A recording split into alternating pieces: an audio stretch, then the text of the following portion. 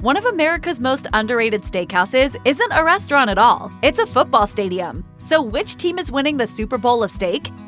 American Beauty is one of the true culinary jewels in Los Angeles. Located on Rose Avenue in Venice, the steakhouse is only a short walk from the beach, uses fresh, local ingredients, and grills all of its beef cuts over almond wood before finishing them with butter and salt. Kimberly Plafke, an expert in sustainable and ethical meat, said the background of the beef is part of what makes American Beauty a standout. What I like most about American Beauty is that they offer a variety of beef from different co-ops and farms, including from Santa Carota Farm, which specializes in grass-fed carrot-finished beef. This is an uncommon way to feed beef. However, it's perfect for people looking for sustainable beef, but feel like grass-fed and finished is too lean, and grass-fed grain-finished is too fatty. Beyond the beef, Plafke is a big fan of the entire dining experience at American Beauty, including their wide variety of veggie dishes. You don't leave feeling heavy and sweaty due to the impressive amount of creative vegetable offers instead of classic steakhouse sides.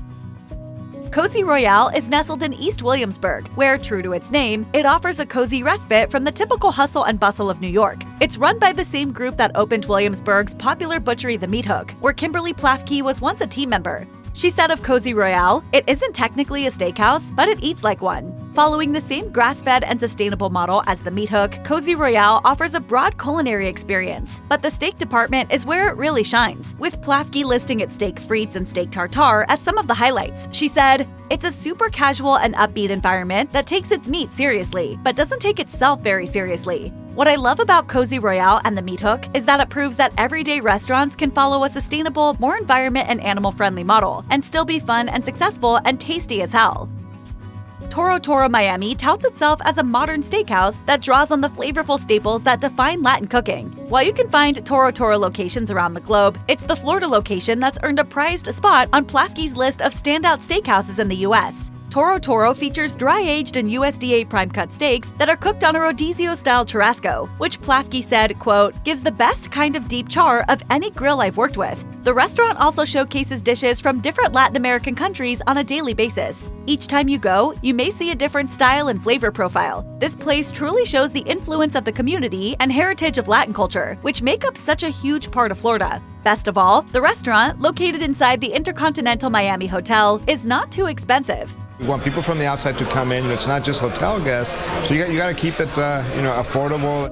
Tucked next to Lake Travis in a residential community in Austin, Steiner Ranch Steakhouse takes its name from a 5,200-acre cattle ranch founded by Steiner Rodeo Company, and the restaurant still retains plenty of the ranch's natural charm and rodeo heritage. Plafke said, "The views are insane, and while there, you get to learn about the very Texas history of the property. Plus, the food is good, and there's a lot of it." Plafke said, "The steakhouse menu itself houses all the classics, and some with a little Tex-Mex flair. There is a reason people say everything is bigger in Texas."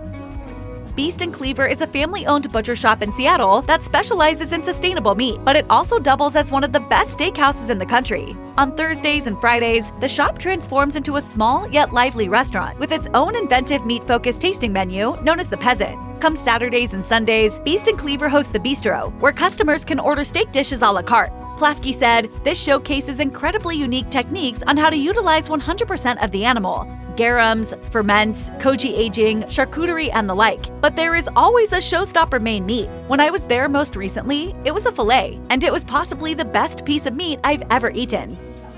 Cheering on the Kansas City Chiefs and catching a peek of Taylor Swift hanging out with the other VIPs are no longer the only reasons to visit GEHA Field at Arrowhead Stadium. The stadium is also renowned for its dining options, and Chef David Rose considers Arrowhead Stadium to be one of the most underrated steakhouses in the U.S.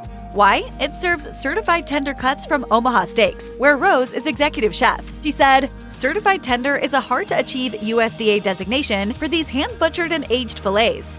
What does it mean to be certified tender? Without getting too deep in the weeds, it means the USDA has put these steaks through a rigorous testing protocol. Of course, there's one drawback. Since Arrowhead isn't a restaurant, you have to already be attending an event at the stadium in order to try the steak. At least you know that you're in for one heck of a pregame meal. Little Alley Steakhouse in Roswell, Georgia, sources meat from iconic Chicago butcher Meats by Lynn's, offering up both wet-aged and dry-aged steaks as well as bone-in. But for Chef Rose, there's one steak that's a cut above the rest. Their 60-day dry-aged 30-ounce bone-in tomahawk ribeye steak with foie gras butter is phenomenal. The mild nuttiness and butteriness of their tomahawk steaks because of their dry aging process is a game changer and is heightened even more when served with their foie gras butter and bone marrow with smoked salt, crispy garlic, and parsley salad. Located inside a former antique store, Rose also only has good things to say about the dining experience in general. The old-style classic steakhouse, generous helpings, and service really elevate the experience even more. If you're in Las Vegas, food blogger Keita Roberts recommends venturing off the Strip to check out Echo and Rig. The steakhouse and butcher shop sources high-quality beef and veggies from around the world, an effort which Roberts thinks pays off. They are brave with menu choices, with a pig's head terrine and lesser-known but amazing cuts of beef, like zabuton and bavette. They occasionally even do butchery demos on site, and you can also buy your steak right from their butcher counter and take it home.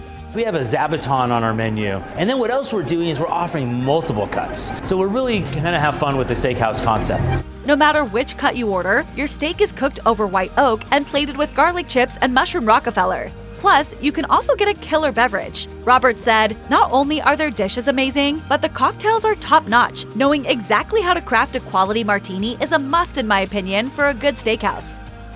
Sparrow Wolf in Las Vegas prides itself on using sustainable ingredients to create a simple yet creative menu, packed with more than just great steak. Foie gras, Spanish octopus, black pepper honey pork, and Japanese sweet potato are just a few things foodies can dig into as well. Roberts said, "It's an Epicurean's dream, with a menu that makes you want to try every single thing or delve right into the tasting menu." Its 32-ounce almond wood-fired Creekstone porterhouse steak easily ranks among the best options on the menu. Aged in white miso paste and served with house-made American banchan and garlic naan, it's the best of the restaurant's innovations wrapped up in one truly delectable meal. Roberts said, like all of their dishes, their steaks come out of the hearth and are served on a shared platter to be passed around the table and enjoyed with an exceptional bottle of wine.